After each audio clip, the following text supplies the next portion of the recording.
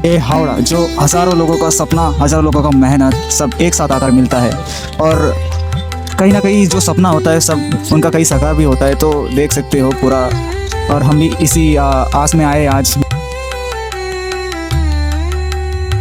মানুষের পুরো জীবনটাই বিশ্বাসের উপরে দাঁড়িয়ে থাকে। এই পাখিগুলোর দিকে একবার তাকিয়ে দেখুন, ওরা নির্ভয়ে দাঁড়িয়ে, কারণ ওরা বিশ্বাস রাখে আমি ওদের কোনো ক্ষতি করব না। ঠিক তেমনি সম্পর্কের সবচেয়ে শক্তিশালী ভিত্তি হলো বিশ্বাস। নদীর তীরে প্রতিটি স্বপ্নের ছোঁয়া। চলুন আজমার আমরা আপনাকে এমন এক যাত্রায় নিয়ে যাই যা আপনার জীবনকে বদলে দিতে পারে।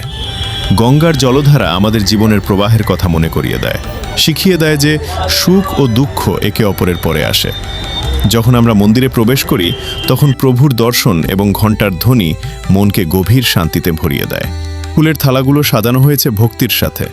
প্রতিটি ফুল যেন বলছে এই সৃষ্টির সৌন্দর্য আর পবিত্রতা আমাদের হৃদয়েও ধারণ করতে হবে। সবশেষে এই হাওড়া ব্রিজের দিকে তাকান। এটি শুধু দুটি তীরকে যুক্ত করছে না, এটি অতীতের সাথে বর্তমানের এবং মানুষের স্বপ্নের সাথে বাস্তবের এক মেলবন্ধন।